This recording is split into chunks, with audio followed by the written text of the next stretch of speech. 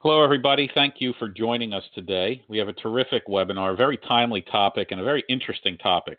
And I'm sure that many of you will have questions during the webinar. Please feel free to type them into the question box. We'll get to them either during the presentation, and we've allotted time at the end of the presentation for Q&A. So without further delay, I'd like to turn this over to Steve Racing from ASMGI. Steve's going to kick this off. Go ahead, Steve. Great. Thank you, Paul. And thank you, everyone, for sharing some of your time with us today. Boy, what a great topic. I'm really excited to talk about phishing attacks and how to prepare your end users. And what a great partner we've brought to the table today in KnowBe4. And I'm joined by Cian Blackburn, the channel account manager, our channel account manager. So we work pretty closely together. But you know, KnowBe4 is a leader in this space, and so we've got a lot of wisdom at the table and really looking forward to covering this topic. Thank you, Cian, for joining us today. My pleasure. It's great to be here. So let's get started. The stats, you know, they're staggering, really. There's no slowdown, let's say, for phishing, and pretty much everybody, I think, that's on the call, myself included, has been impacted some way, shape, or form by a phishing attack or some kind of suspicious email, personally or professionally at work or at home. But just a few stats to kind of kick things off, right? So in 2019, State of the Phish report, 15,000 security professionals surveyed, and basically it's 2018 data. So, you know, how many of the respondents said they experienced some type of phishing attack in 2018? 83%. 83%, which is up from 2017 from 76%. So we're seeing an increase there. Phishing and smishing, I chuckle when I hear these things because it seems like, you know, we have this this acronym kind of frenzy going. Everything ishing is some kind of social engineering, and we have this little joke internally. Sometimes we talk about, you know, stop wishing, right? You can't wish this stuff away. It's real and it's happening. But phishing and smishing attacks, believe it or not, are up as well. From 2017 to 2018, so all kinds of new ways to kind of trick users into downloading suspicious packages or payloads or going in suspicious places and those kind of things. So 4% on the social engineering, the USB side, versus 3% in 2017. So again, small percentage, relatively speaking, compared to other types of attacks, but still an increase year over year. And spear phishing, which is basically, you know, a more targeted phishing attack, is up as well. 64% of the respondents affected in 2018. So it's no small task to protect yourself from these things, but how relevant is this, right? So how relevant is security awareness training, and how does it apply to those things that we're trying to accomplish with our security programs anyway? And so I thought it would be worth just taking a look real quick at some various compliance and other frameworks. And if you look at like PCI DSS or HIPAA or COBIT or any of those, they all have sections that target having a formal security awareness program. So it's certainly covered in all, if not most, compliance requirements. You know, other frameworks that we see a lot in the enterprise NIST and ISO and the CIS controls, they all reference security awareness training and finding a way to get your employees on the same page and making sure everybody is up to speed on the latest attacks and how your organization treats various different things, how to identify various different things, and such. So it's very relevant. That's the conclusion here, and I thought it was worth I thought it was worth kind of taking a look at some of the more common frameworks. So how do you protect yourself? how do you prepare your end users for phishing attacks specifically? At ASMGI, we talk about total solutions a lot, and you've all heard the people, process, technology metaphor, and I think it's very true. And so the other way to look at it is three pillars really encompassed in a total solution, and for us that is the program, building a robust, mature program, and evolving your program, and stepping through levels of maturity, and then having a technology platform best in class is great, and addressing some of those things that you can automate and hopefully integrate with other tools, but you have to have a platform, and then lastly is operations, right? So how do you take these concepts from the program and these feature sets from the technology and actually operationalize it in your organization, right? You may do it a little different than some other organizations. So all three are required to be effective, and all three are required to be a total solution. So how do you do it? Let's start with the program.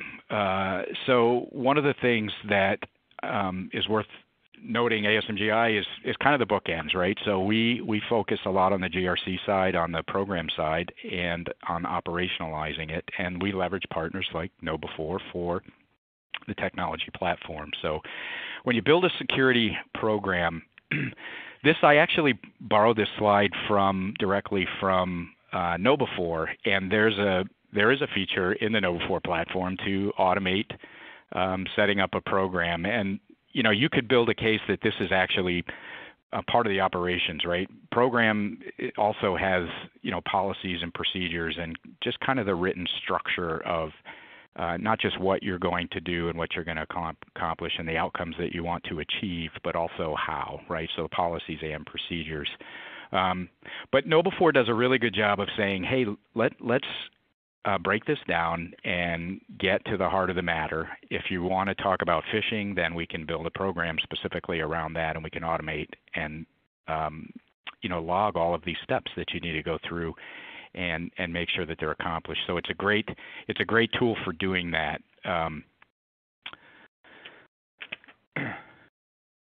But again, don't lose sight of or forget about the program-centric pieces of that include policy and those types of things as well.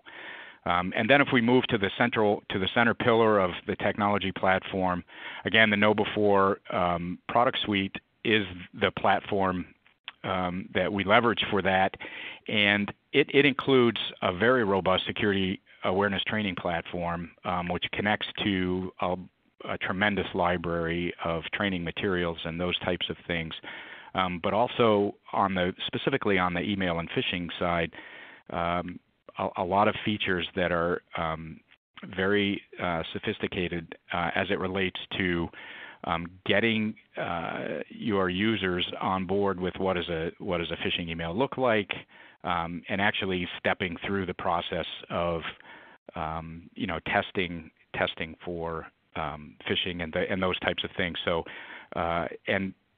Cian can elaborate a little bit on this, but I wanted to talk a little bit about one of the newer modules that's been added to the platform, to the KnowBe4 platform.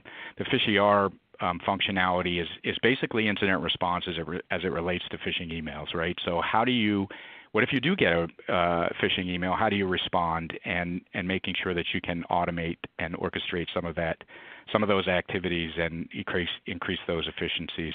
The GRC platform we're not really going to drill into on this call, but the free tools, KnowBe4's got a tremendous volume and catalog of free tools that can help you identify areas of exposure from email server scanning to just basically how you're configured and how you're doing emails and how you're receiving emails and the types of things that you're looking for. So a really robust platform is key in an effective program.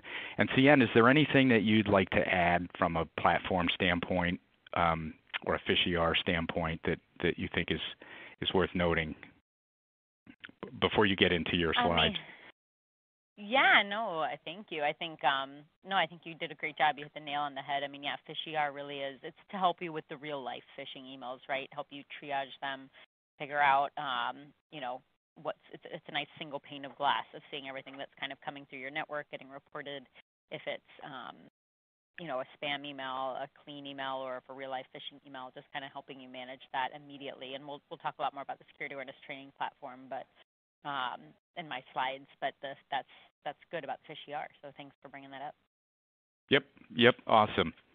So let's move into how do you execute it, right? So how do you operationalize? So you've got a program put in place, and it's going to dictate what the metrics are, and what your goals and objectives are, and what outcomes you're trying to achieve, and you're going to put a platform in place to help automate and build out this operating model. And then how do you actually execute against the plan?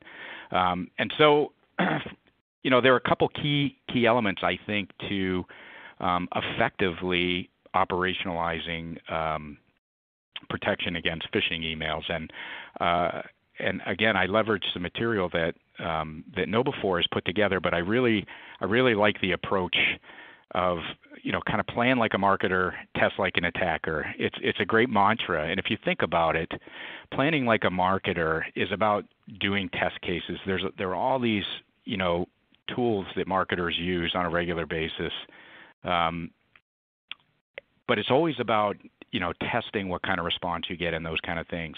And the same is true for a phishing campaign. It really has to be approached from that mentality that you don't know everything going into it, right? It's really we're talking about user behaviors, right? So it's not like we just can assume the same behavior across the board. And so testing and building a strategy that's flexible in that regard is critical, and I think that really encompasses the plan like a marketer. But test like an attacker, like you need to make these things real, right? So just a couple of 5 key points that I think that again KnowBe4 does a really good job of highlighting in operationalizing protection against phishing email are use real-world attack methods. It doesn't do any good to test against things that aren't real, because attackers are evolving and they're trying all these techniques, and it's very critical, I think, to a successful outcome that we use real techniques and make it as real as possible. Don't do it alone. So the other part is, and this is true for any security initiative or probably any initiative across the board, but involve other stakeholders and make sure that you have a steering committee, and this again goes into the program development, but make sure that you have a team that's cross-functional and they don't all come. It's not security saying dictating how a program should look or how it should operate. Get input from other stakeholders as well. Don't try to train on everything, and this is a big one, I think. Don't boil the ocean is basically what it comes down to. But you need to pick a couple of different things and get your users used to how the training methodology works and those kind of things. But the best way to move the needle at your organization is to pick something and focus on that and train around that and see the results and the improvement and achieve your metrics, and then move on to the next thing versus trying to do everything all at once. And I can't highlight that enough, but make it relevant so people care about things that are meaningful to them. So and again, this is a key piece of building a security awareness program, is tying it into real world situations and making it meaningful to people. And number 5, then treat your program like a marketing campaign. And again, I think we spoke about that a little bit already, but it's a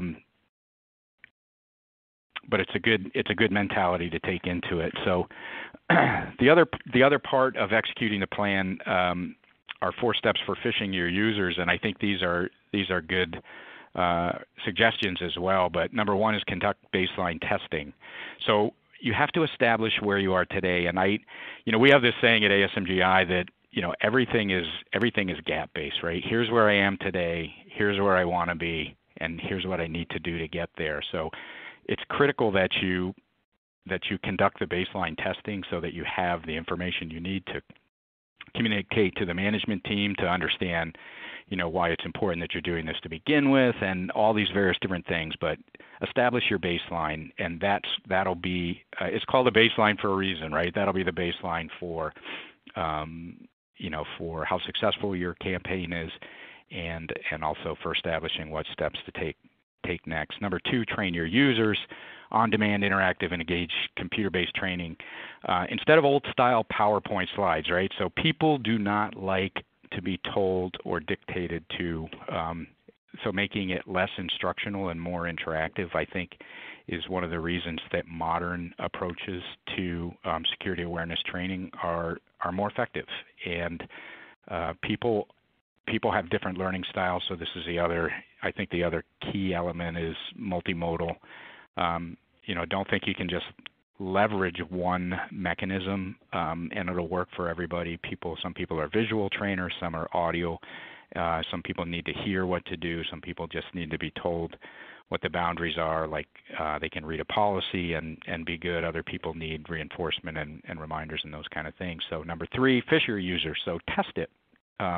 Once you have these programs put in place, then actually execute against them. And number 4 is measure your results. So what do results look like?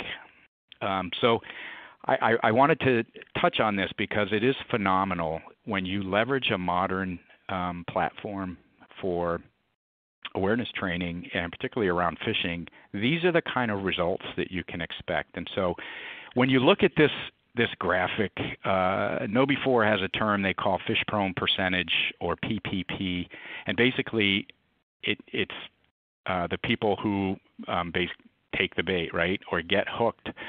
But the initial, if you look at those categories for industries at the top, financial, government, construction, and healthcare are the top industries with the top initial percentages. So this is the part when we talked about operationalizing, conducting baseline testing. This is where you establish what the initial fish-prone percentage is, right? So, and those are the statistics based on 18 or over 18,000 end users or companies, businesses using the KnowBe4 platform, right? All this data gets analyzed. In those industries, those are the averages of the initial fish-prone percentages, so it's based on that baseline testing. About 3 months in, expect that to be reduced by about 50%. And a year in, after you've trained your users and done phishing simulations monthly for a year, you can expect a 91 or a 92% reduction or an improvement in that fish-prone percentage. So it's phenomenal results. It's proven technology. And I'm going to stop here. But, Cian, it's a great outcome. And, I will say one more thing before I turn it over to you. I've always been amazed. The importance of security awareness training isn't new. There are a lot of new modern approaches, I think, to addressing the challenges around it. But what always amazes me is that it's one of the highest rates of return or return on investment that I think you can see in security spend, if you will, or in taking on initiatives to tackle. And it just has, from a results standpoint, outcome-based standpoint, it has some of the best returns and the greatest results of all. But it's often the thing that gets left out, right? When budgets are cut or people are overburdened or just don't have the capacity to do things, sometimes security is what gets left out. But but there's a tremendous opportunity. 91, 92% improvement is phenomenal. So I'll turn it over to you.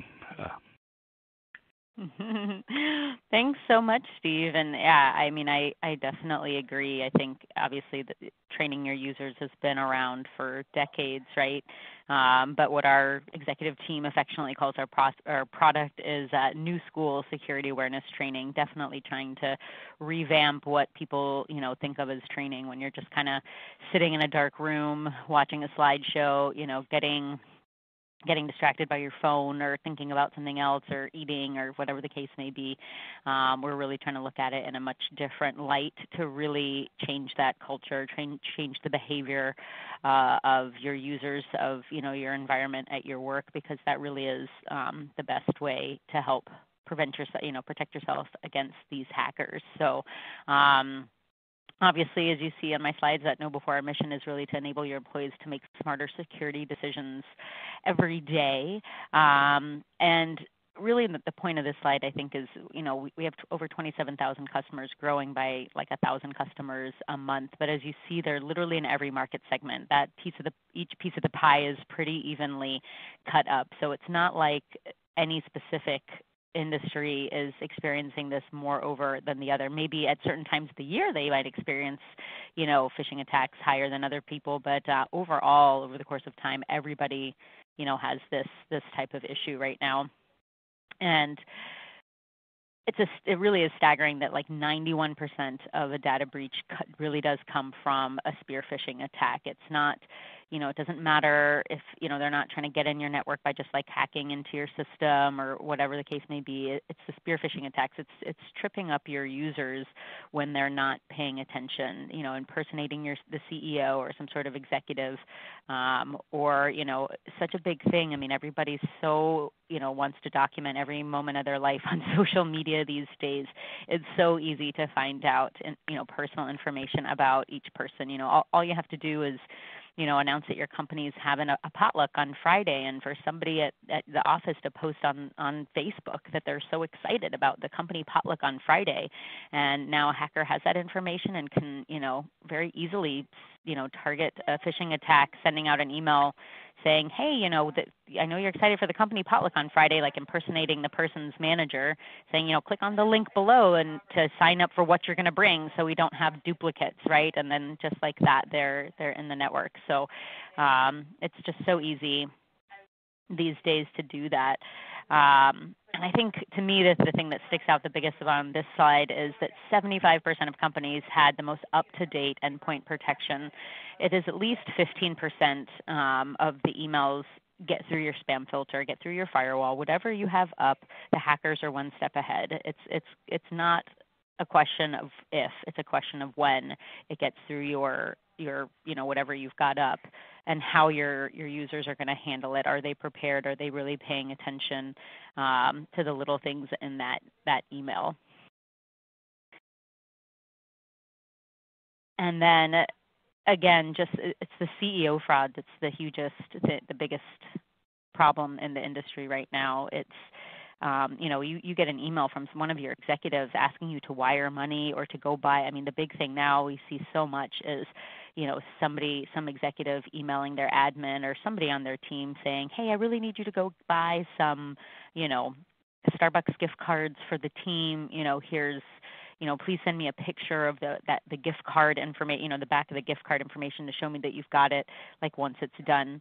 I feel like I hear a story like that weekly here. It's crazy how much that's just increased. And you, of course, want to, do whatever it is that your management team is telling you to do. So immediately do it, not thinking of anything. These emails don't have links. They don't have attachments. They don't have anything.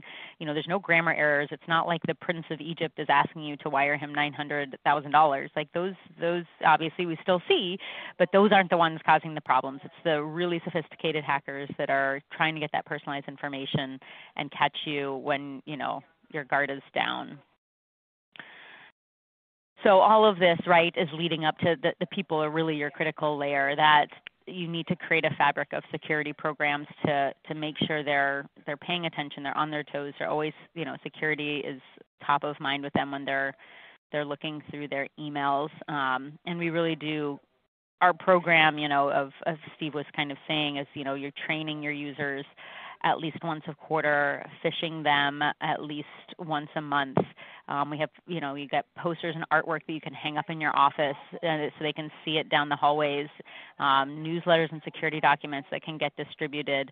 It really is important to continually, and even playing games around it. Like we have certificates you can hand out to teams who finish their training first, or, people that have, they don't click on their phishing emails and things like that. So creating, having some fun with it in your office as well helps employees get more on board. But I think that that's why we've seen such growth ourselves anyways, is that just really focusing on the consistency of it. Because it's also, I think of it as, I took Spanish for like 10 years growing up, and now all I can say is hola, como estás? And that's because I never used it. I was never put in a position where I had to use it again. And whenever my kids probably take Spanish now, I'm probably going to have to relearn it. So that's why. It's the same thing with this. The same thing with anything, right? If you stop learning about it, you're going to forget about it.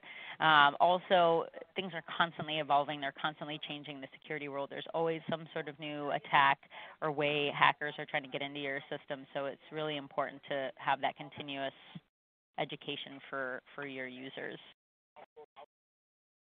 What about? Hey, Go Cian, just quick question on that. That's a great point that you make. Like if you don't exercise, your muscles don't tone, right? That's if you don't keep using Spanish, you don't learn it. But to the point where like security is continuously evolving, there are a lot of, from a phishing standpoint and social engineering, I mean, there are a lot of, I'll say, event-driven, like current event style attacks, right? So if like the hurricane, for example, and so, a lot of warnings go out on, hey, be careful because there are a lot of people trying to capitalize on this activity, and be careful of phishing and things like that. What do you have suggestions, or is, I'm sure you hear about these all the time, but it's how do you, from a training standpoint, I mean, how do you keep people kind of dialed into what's the current hot scheme? But you can't. Yeah. This is one of the things about IT. Like nothing ever comes off your plate, right? So all the legacy stuff could still surface any time. But what's the what are the current hot things, and how do people best stay informed of those? Yeah, so we do have, as part of the training, we have a current events section, right, with the phishing templates, especially because it's exactly right. Like we are seeing so many real-life phishing emails around, unfortunately, Hurricane Dorian claiming to be some sort of company that's going to donate money and, click here to donate or whatever, or maybe spoofing the Red Cross or something like that, or an insurance company. So it's really unfortunate, but we see that all the time. And especially when when next year is an election year, my goodness, that's like the worst year for phishing attacks for sure. They definitely focus on things like that. So we do provide a lot of templates in our current event category to help you guys, and it's based off what we're kind of seeing in the wild, if you will, of what you guys can start testing your users on, and what to look for. Just in case, and I mean, realistically, they shouldn't be receiving things like that to their work email, but they don't think about that sometimes when they're pretty passionate about, saving, helping out the Bahamas with Hurricane Dorian, or they're very passionate about whatever political leader that's getting, in the running, and they see something negative about him, and they just want to, click on the link and look about it. So we do pride ourselves, and I think that's where a lot of other companies do go stale as well, as we focus so much on keeping it relevant, because it has to be, right? We are constantly creating new trainings, creating new templates, needing to stay ahead of the hackers and ahead of what's going on in the industry, so your users can be as educated as possible. Mm-hmm. Excellent. Thanks. Yeah. So, so just as I was saying, right, with what Steve had kind of mentioned in the beginning, like on average, in all of our customers, we see about a 30% phish-prone percentage in the beginning, and really do see that dramatic results of, a 50% cut after the 90 days of the continuous simulated phishing and training. And then our goal is to have our customers down to the 2% range when they're and to continue, again, with the simulated phishing and the training. So we really focus on, and you get tons of support as well, to help figure out what kinds of, because right, there's tons of trainings to choose from. I think we have almost like 930 pieces of training content. So figuring out what would be good for your company and things like that, you get tons of support. ASMGI is very helpful with you guys, and KnowBe4 also provides tons of support because this is being, obviously a software as a service. We don't just want you to sign up and then be like, good luck, figure out how to educate your users. Right. We have experts on our side, and as well with you guys that will help guide you through the whole process of implementing. And I think a big key is, some users might get concerned. I think, Steve and I, we talked about this before. Like, you might be like, well, I don't want my users to feel like we're tricking them or that they're a bunch of dummies, or, because you're getting these, you're getting these reports on them clicking on things, and that's just absolutely not the case, right? You have to phrase it in the way, this is a real world problem. People get phishing emails to their own personal emails. They get spam phone calls to their cell phones all the time. This is something that they need to learn in real life anyways, and it's for the better of the company.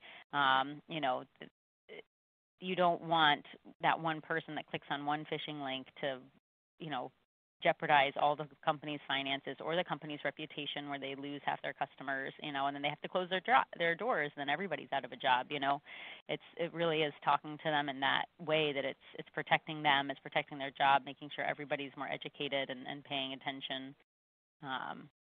just in life, really. Indeed.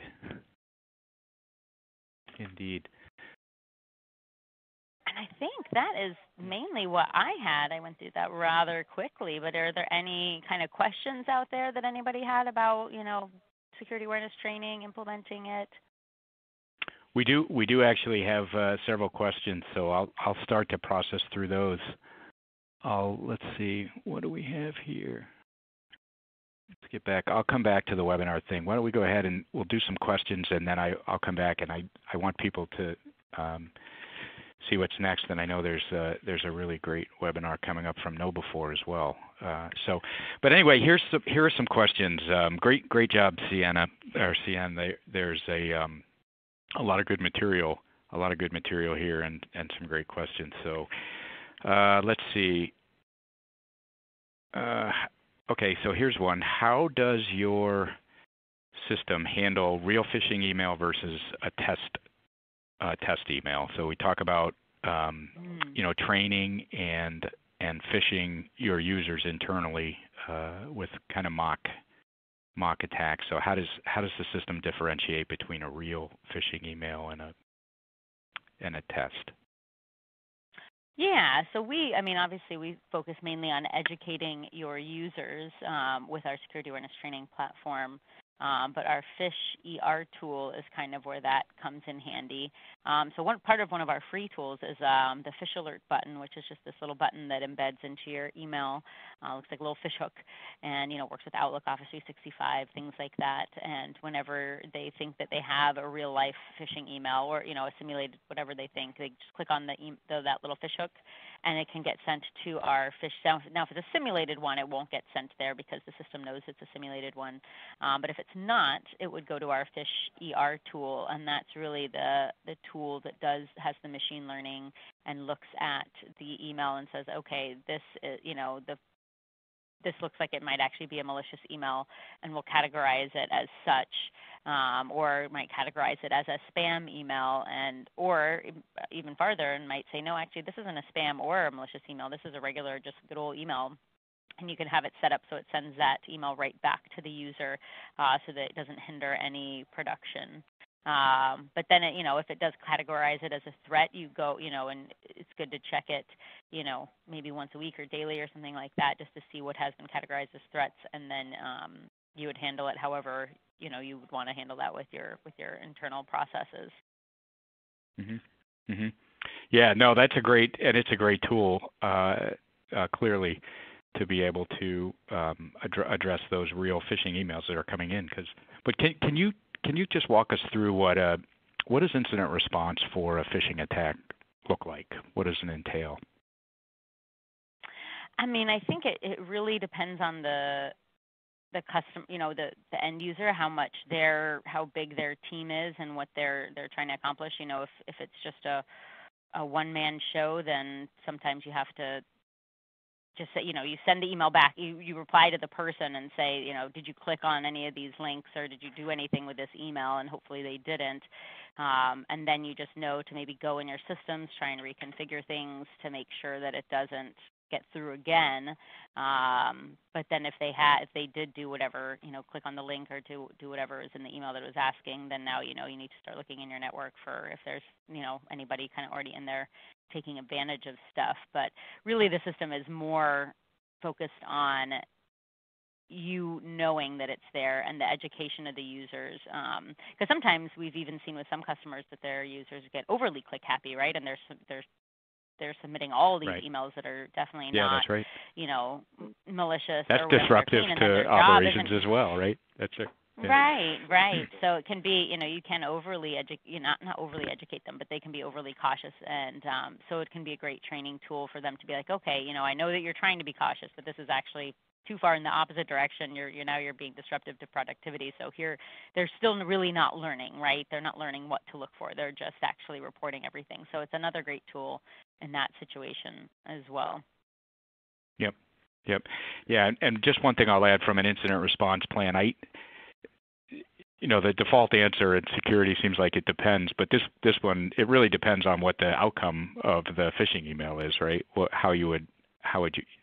would incident response look like in that case? And then hopefully that's another program that's in place at your enterprise is an incident response plan, so that you know how to respond to different types of activities and those kind of things. But here's another question. I think it ties to the one thing that you were talking about training people. But what if the phishing emails lower employees' morale? Have you seen that in real life? I can imagine that nobody really wants to be the clicker, right?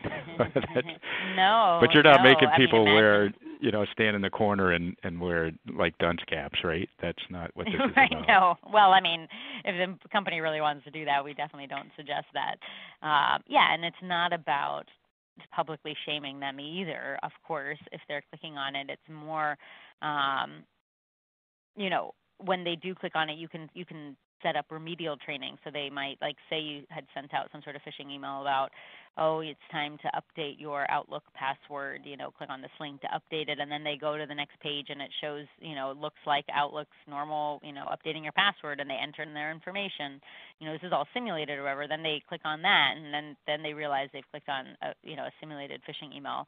So then you could have them take a training about like creating safe passwords or what to look for in emails like that. But I think it really is, again, just communicating, being like, if this were, we're not, we want to make sure that we're looking out for you just as much. We want to make sure that you are educated, that you know what to look for, so you don't do this. Again, like if you're the person that is the clicker of a real life phishing email causing like a company to lose tons of money or at worst close their doors, it's going to be hard for you to find another job again somewhere else too. So it's definitely, it's just, you just have to phrase it to them like this is what is happening in the world, and we want to make sure you as a person are protected just as much as the company. This is just, think of this as another line of education, for yourself. Yep. It's not to make anybody feel stupid. Everybody starts off in the beginning not know. Like when I first started working here, I was clicking on simulated phishing emails all over the place until I, learned. So it's you got to start in the beginning. You were doing it to test the software, right? Right. Yeah. I have a confession to make. Actually, I've clicked on a link. I'm pretty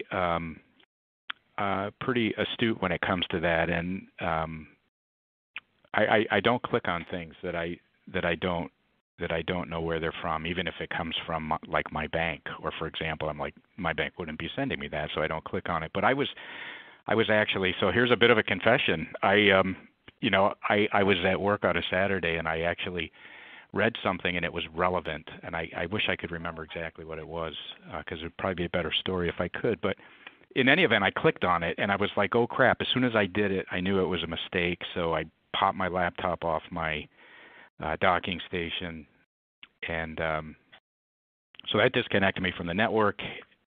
But then I was automatically connected to the trusted wireless network, and I'm like, oh, son of a gun. So no more auto connections to wireless networks. So there were some key learnings that came out of it for me. But what I realized was, how important it is to train for these things, because sometimes, we all have good days, we all have bad days. Sometimes we're on autopilot, and maybe we're not quite as together as we are other days, and aware, or maybe not as aware as we are certain days. But in any event, it was an interesting phenomena for me, for sure, and it definitely solidified what the importance of this is. Some more questions.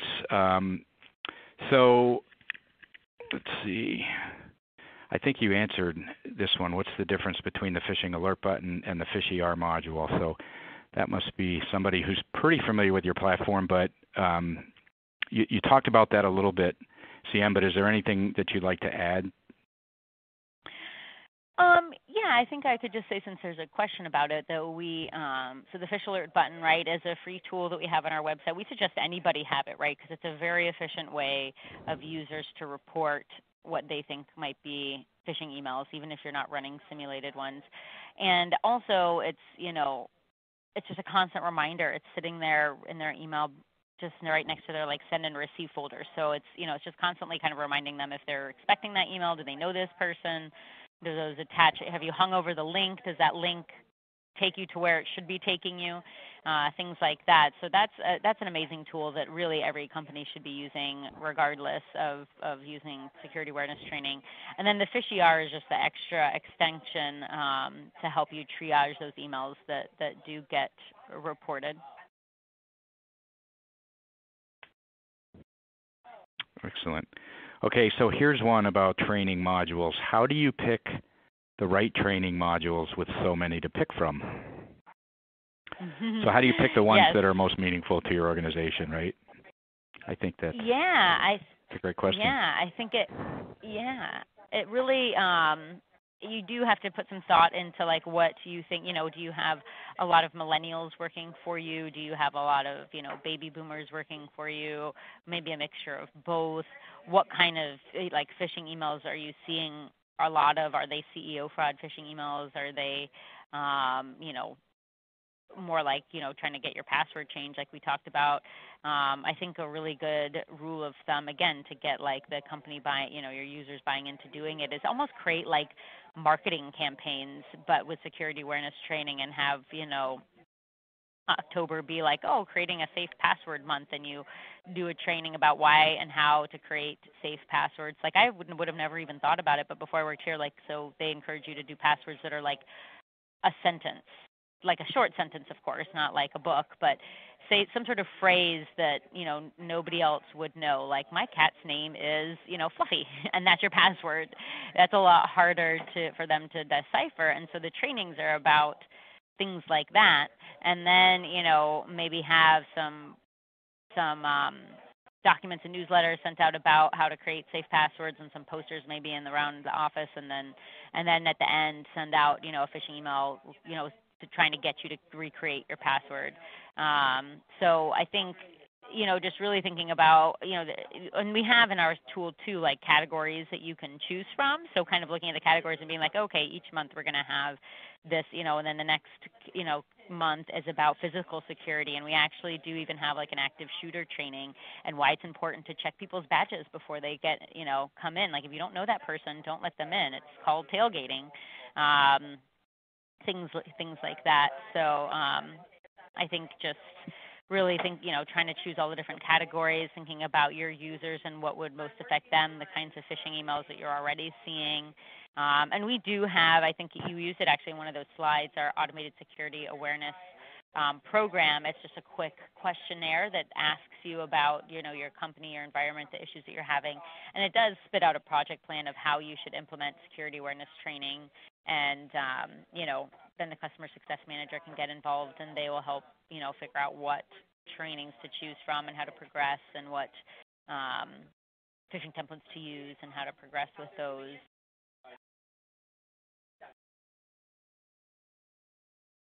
Great. let's see. Here's another one. Well, let's stay on the training materials topic. Is it better to select from a catalog of training material or create your own training material? So we Opinion actually, poll, I think. What do you think? Yeah. So we've focused it because we have we have over 900 pieces of content to choose from. It's kind of focused on you not having to create your own. We're really trying to cover the entire gamut so you can pick and choose what's there. Creating your own can definitely be extremely time consuming, and this is the type of thing, in my opinion, because it's so inexpensive and flexible. This is what you outsource. You outsource somebody else providing you that training versus creating it yourself. And you can still customize it, right, to the point where, when they go to like the page where all their trainings are, you can have your logo on there and things like that, and add policies to them at the end. If you guys have any kind of security policies you want to make sure people are signing off on. But I think it's we have so many to choose from that you really could probably find anything that you're looking for. We have ones that are like Captain Awareness, like a superhero.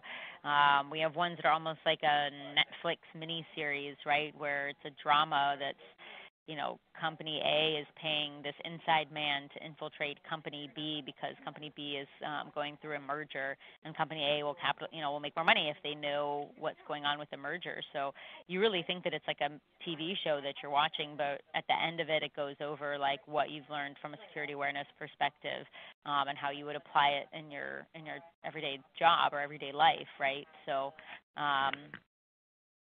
we really try to make them very relatable and entertaining and educational and short too, right? Nobody has 30 minutes these days to take a training. It's their 5 minutes, 10 minutes, things like that. So taking the time to create those yourself, I think, would be a lot of time that you could spend elsewhere.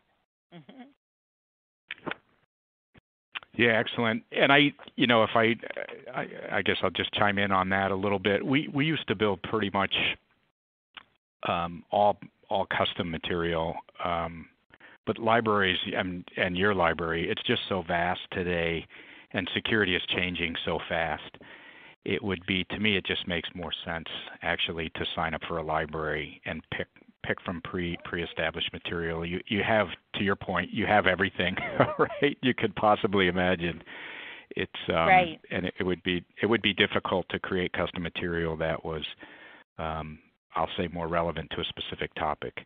Now that said, that doesn't mean that an enterprise won't sometimes have kind of a one-off scenario where a custom material is appropriate, and so we still do it, but not I'll say not as frequently or as often. Generally, I would recommend in general using catalogs of pre-created material and potentially tailoring it, but you have a great library, by the way, so it gives our users a great option for sure, and a lot of selection.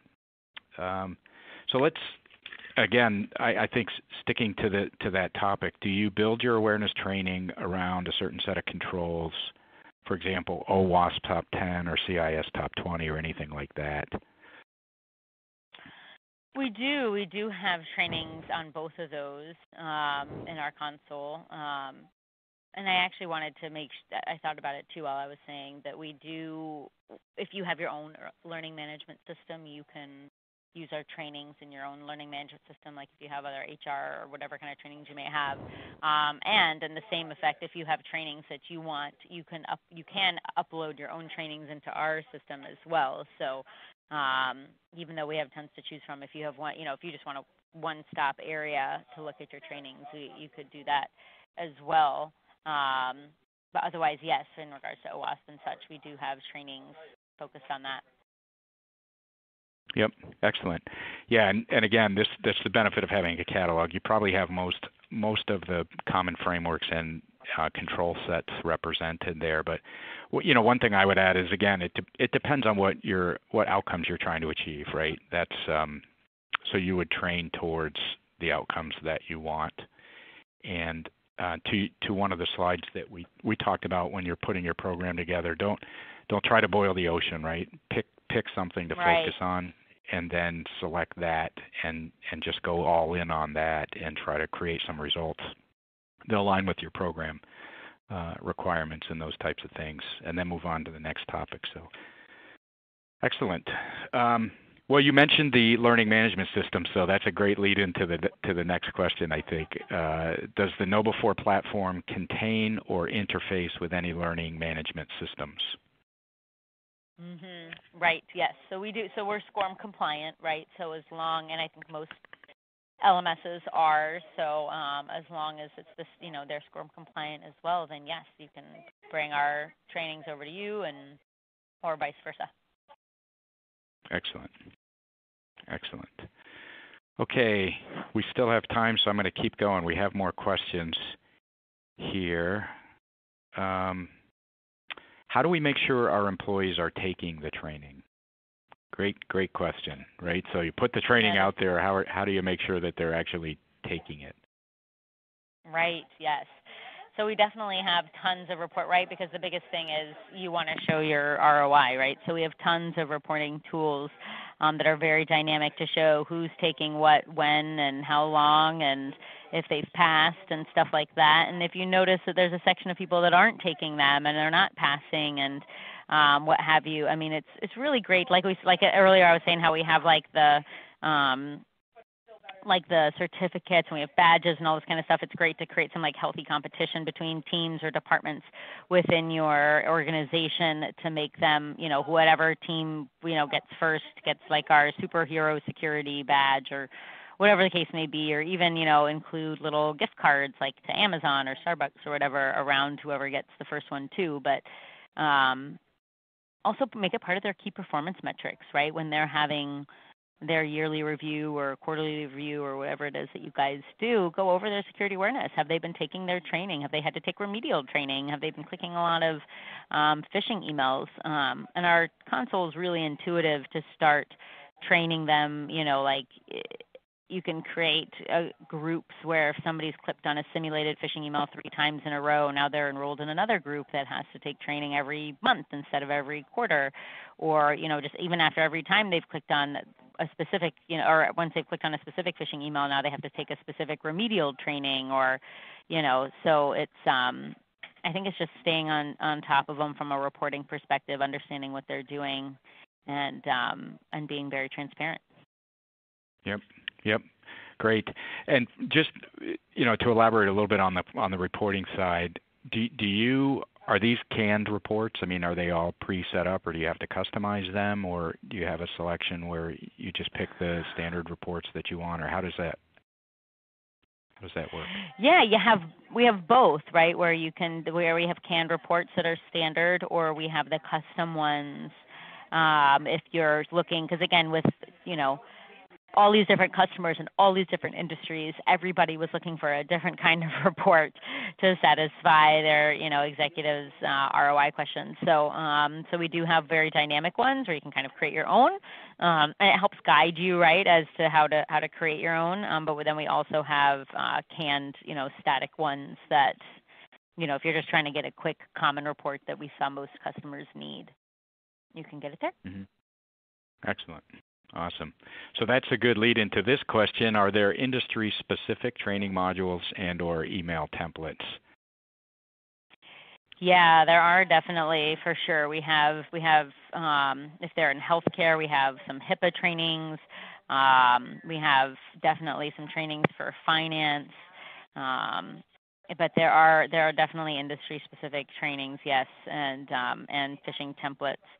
And and again, creating your own from scratch is also, so you can't create your own training from scratch, but you can create your own phishing template from scratch. And those are the best kinds because like I was saying, earlier in the presentation, is that's like the number one thing that is getting, that people is causing your data breaches is your spear phishing attacks. The people that are finding out, socially engineering you, they're finding out specific information about you, about your company, focusing on you particularly. There's no links, there's nothing in there, just asking you to do something.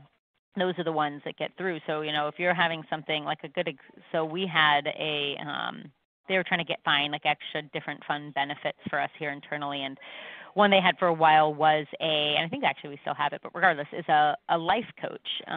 So they kind of announced that one day about a year ago, and they said, this is her phone number. You can call and text her to set up an appointment, and it was interesting that they said, like, this is, they didn't give out an email address or anything like that.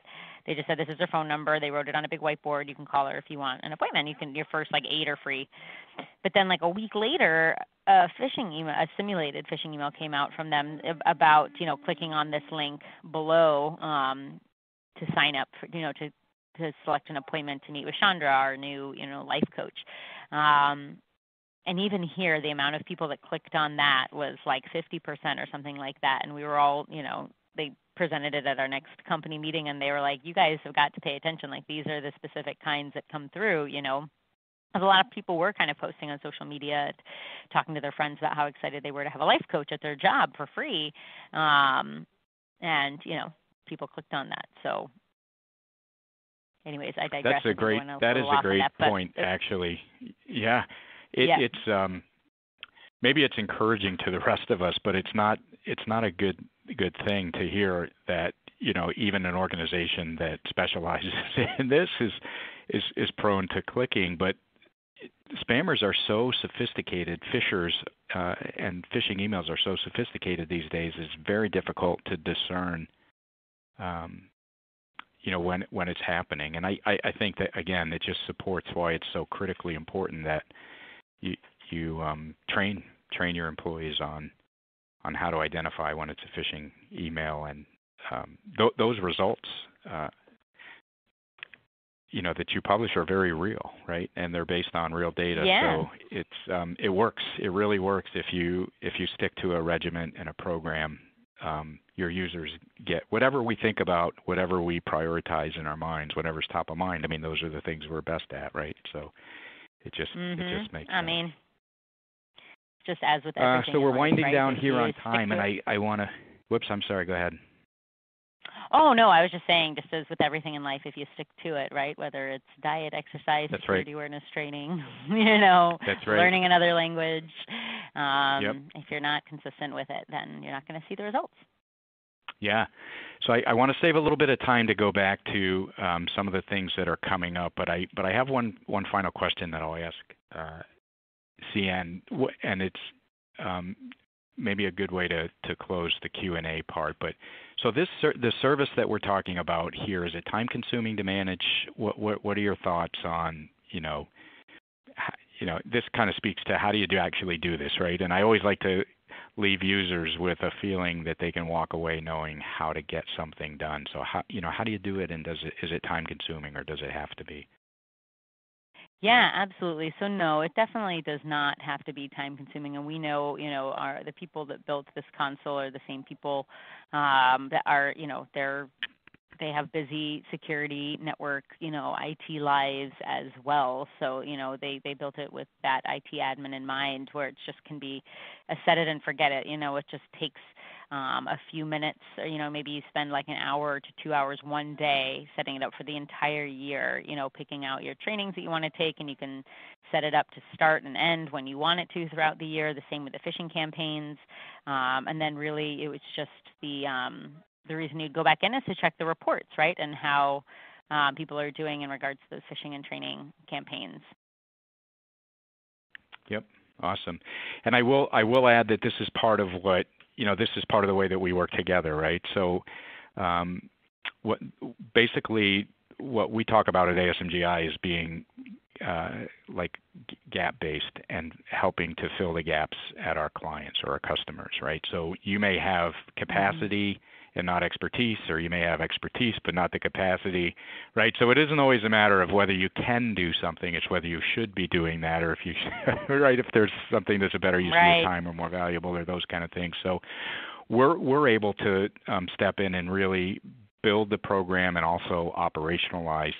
And so we have a service that we call One Team that we wrap around products like KnowBe4, and we can do all of those, the reporting, sending the emails out, helping structure the emails, and even building the programs, and just basically administering and executing the operations of the platform, right? So anything that isn't automated, or even the things that are automated, I mean, we can own those outcomes and make sure that they get done and get done the way our clients want. So there are a lot of ways to address this type of challenge, and I will say that, you know, one of the things about modern technology, and we're seeing this, you know, across the board as it relates to cyber, but in a modern technology world, there's just so much to do and so much data that you have to automate, you have to orchestrate. So you should be looking for those places where you can automate tasks and get things done, you know, together, or leverage data from one platform and another platform, or those kind of things. And I think when all is said and done, it doesn't have to be overburdening to train your users on security, and it's certainly something that's critically important. So very good. Thank you so much. And I want to mention real quick, and I know we're out of time, but I want to mention real quick some things that are up and coming. So we have a webinar series going on and some physical events also. So coming up on September 25th, ASMGI will be in Philadelphia. If any of you are in that area, that please reach out and we'll make sure that you get invited. But we'll be at the Union League of Philadelphia talking about cybersecurity in higher education and the challenges that are faced there. On October 21st through the 25th is our security conference here in Cleveland, Ohio, called the Information Security Summit. It's the 17th year. I think you'll be here for that, CN, or at least your firm will. But it's a great program, and ASMGI, we've got a lot of great speakers coming in from all over the country to talk about different things like machine learning and AI and automation, orchestration, and risk management, and specific point solutions to solve problems like this as well. So from a webinar standpoint, next Wednesday, September 18th, KnowBe4 is doing a webinar on crafty ways that the bad guys are using to basically own your network, right? So it's a great webinar, and again, if you're interested in registering for that, let us know, and we'll make sure that you get that material. October 3rd, ASMGI continues our cyber series with securing your endpoints with our partner Malwarebytes. October 10th, with our data center partner Flexential. You know, how do you compute securely, and where will you locate your compute power to do that? And October 17th, do you know where your data is? Eureka is our technology partner for that presentation. So I hope that you can make it, and if you're interested in any of those, you know, by all means, please let us know, and we'll make sure you get that material. And we're over on time, so I just want to thank everybody for hanging in there, and certainly for joining us today. And thank you, CN, for all of your wonderful wisdom and expertise around phishing, and I hope this was helpful to everyone on the call. Thank you very much. Yeah, thank you for having me. Okay, bye-bye, everyone.